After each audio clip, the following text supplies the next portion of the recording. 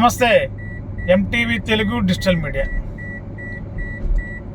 ప్రస్తుతం ఎన్నికల వేళ కొన్ని నియోజకవర్గాలు క్లిష్టంగా మారాయి.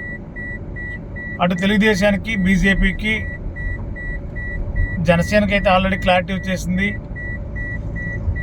పోటీ అంతా టీడీపీ, బీజేపీ మధ్య నడుస్తుంది. ప్రస్తుతం ఉమ్మడి పశ్చిమ గోదావరి జిల్లా ఉండి నియోజకవర్గం రఘురామకృష్ణరాజు గారికి టికెట్ టీడీపీ అధిష్టానం దాదాపుగా ఖరారు చేసింది. నిన్ననే వారి సతీమణి ఉండి నియోజకవర్గం రఘురామకృష్ణరాజు గారి తరఫున నామినేషన్ దాఖలు చేశారు.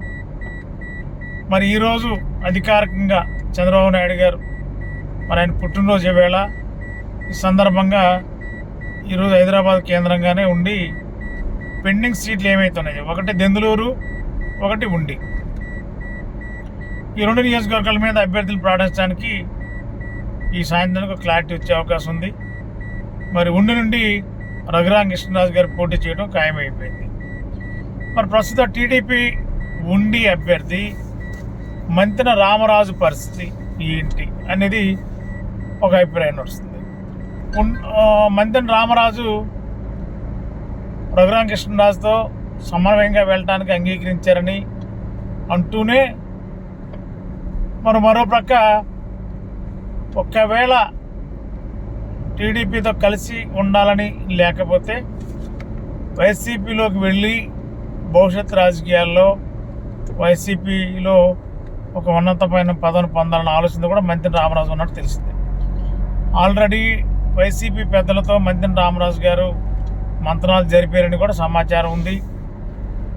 మరి ఈరోజు సాయంత్రానికి మరి చంద్రబాబు నాయుడు గారు, మంతెన రామరాజు గారు ఉండి సిట్టింగ్ ఎమ్మెల్యే కలిసి ఒక క్లారిటీ తీసుకుని ఒక నిర్ణయం తీసుకుంటారని చెప్పి ప్రచారం జరుగుతుంది.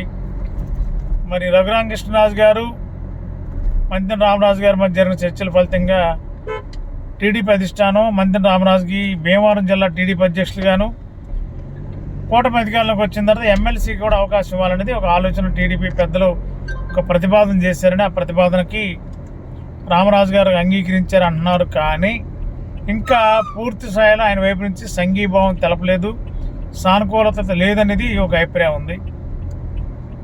మరి అలాంటి పరిస్థితి వస్తే ఈరోజు ఉండి నియోజకవర్గం టీడీపీ ముఖ్య నేతలతో, కార్యకర్తలతో మంతెన రామరాజు ఒక సమావేశం ఏర్పాటు చేసుకుని వారి ఆలోచన మేరకు నిర్ణయం తీసుకుంటారని ప్రచారం ఉంది. మరి ఈ నేపథ్యంలో ఒకవేళ పరిస్థితులు ఉండి నియోజకవర్గంలో అతనికి అనుకూలంగా లేని పరిస్థితి ఉన్నప్పుడు ఖచ్చితంగా వైసీపీ పెద్దలతో ఆల్రెడీ సత్సంబంధాలు ఉన్నాయి, మంత్రాలు కూడా జరిగాయి. కాకపోతే ఈరోజు కాకపోతే రేపైనా సరే పరిస్థితులను బట్టి వైసీపీలో మంతెన రామరాజు టీడీపీ ఎమ్మెల్యే ఉండి చేరే అవకాశం లేకపోలేదు. ఛాన్స్ అయితే వైసీపీలోకి వెళ్ళడానికి ఛాన్సెస్ ఉంది. అలాంటిది జరిగితే ఉండి నియోజకవర్గంలో రఘురామకృష్ణరాజు గారి గెలుపు కష్టం అనేది క్లారిటీ ఉంది. ఓ పక్క ఉండి మాజీ ఎమ్మెల్యే కలవపూడి శివరామరాజు గారు పోటీలో ఉన్నారు. గత 25 రోజులుగా విస్తృతంగా ప్రచారం కూడా చేస్తున్నారు. ప్రజల్లో దూసుకెళ్ళిపోతున్నారు. ప్రజలు కూడా ఎక్కడికక్కడే బ్రహ్మరథం పడుతున్నారు కలవపూడి శివ గారికి. ఈ నేపథ్యంలో మరి మంతెన రామరాజు గారు వైసీపీలోకి వెళితే రఘురామకృష్ణరాజు గారి పరిస్థితి కష్టమే అని చెప్పి చెప్పడంలో ఆశ్చర్యం ఏం లేదు. మరి కలవపూడి శివ ఇండిపెండెంట్గా పోటీలో ఉన్నారు కాబట్టి ఖచ్చితంగా ఆయన గెలుపు అవకాశాలు మెరుగ్గా ఉన్నాయి.